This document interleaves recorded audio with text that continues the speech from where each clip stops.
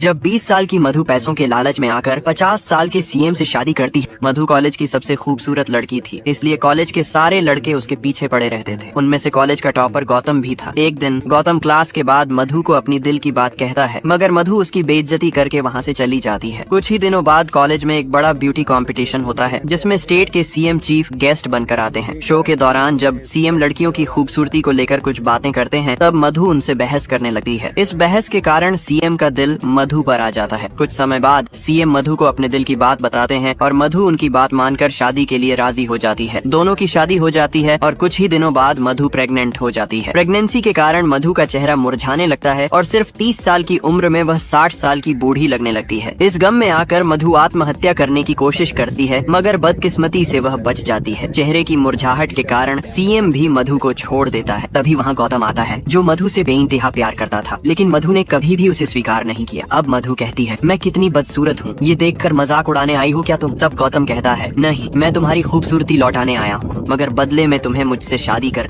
ये सुनकर मधु कहती है, जो दुनिया का कोई भी डॉक्टर नहीं कर सका, वो तुम कैसे करोगे? इसके बाद गौतम मधु को अपनी लैब में ले जाता है और अपना आविष्कार दिखाने के लिए सबसे पहले एक मुरझाया हुआ गुलाब उसके सामने रख देता है और उस पर थोड़ी दवा स्प्रे कर देता है, जिससे कुछ ही सेकंड में गुलाब फिर से ताजा और खूबसूरत हो जाता है। और गौतम अपनी इस खोज का इस्तेमाल करके कुछ ही दिनों में मधु को पहले से भी ज्यादा खूबसूरत बना देता है। मगर जब वायदे के मुताबिक गौतम मधु के करीब आने लगती है, तभी अचानक सीएम अपने साथियों के साथ आकर गौतम को मारने लगता है। इसके बाद सीएम और मधु फिर से एक हो जाते हैं, मगर तभी गौतम सीएम के आदमियों को बुरी तरह से मारने लगता है और सारे गुंडों को खत्म कर देता है। इसके बाद वो सीएम और मधु से कहता है, तुम लोगों को जितनी भी मस्ती करनी है कर लो, क्योंकि 6 महीने बाद तुम फिर से पहले जैसे हो जाओगे। ये सुनकर मधु एक बार फिर गौतम की तरफ हो जाती है, क्योंकि सिर्फ वही है जो उसे जिंदगी भर खूबसूरत बनाए रख सकता है। मगर गौतम उसे इनकार करते हुए कहता है, अगर ये दवा मैंने मार्केट में लॉन्च की होती तो अब तक मैं करोड़ों रुपया कमा चुका होता। सीएम यह सुनते ही अपने आदमियों को रोक देती है और गौतम से कहती है, हम तीनों मिलकर एक ब्यूटी सीरम का बिजनेस करेंगे। इसके बाद गौतम उनका साथ दे देता है और तीनों इस बिजनेस में हाथ मिला लेते हैं। ये सारी बातें सुनकर यशोदा की होश उड़ जाती है। इसके बाद मधु एक हॉल में जाती है, जहाँ बहुत सारे देशों के लोग लाइव मीटिंग कर रहे होते हैं। यहाँ पर मधु बताती है कि वो अपनी ब्यूटी प्रोडक्ट को कैसे बनाती है। ये सुनकर यशोदा के होश उड़ जाते हैं, क्योंकि इस प्रोडक्ट को बनाने के लिए प्रेग्नेंट लड़कियों को मारकर उनके बच्चे के कोमल शरीर से यह दवा बनाई जाती है। मधु बताती है कि इसमें उन्हीं बच्चों का इस्तेमाल किया जाता है जिन पर कभी भी सूरज की रोशनी नहीं पड़ी। इसके लिए हम लोग गरीब लड़कियों को पैसों का लालच देकर सरोगेसी के जरिए उन्हें यहाँ लाते हैं, फिर उन्हें मारकर उनका प्रोडक्ट बनाते हैं। तभी इस प्रोडक्ट के बारे में और जानकारी देने के लिए मधु गौतम को बुलाती है, मगर गौतम आने के बाद भी यशोदा पर नजर रखता है। फिर यशोदा किसी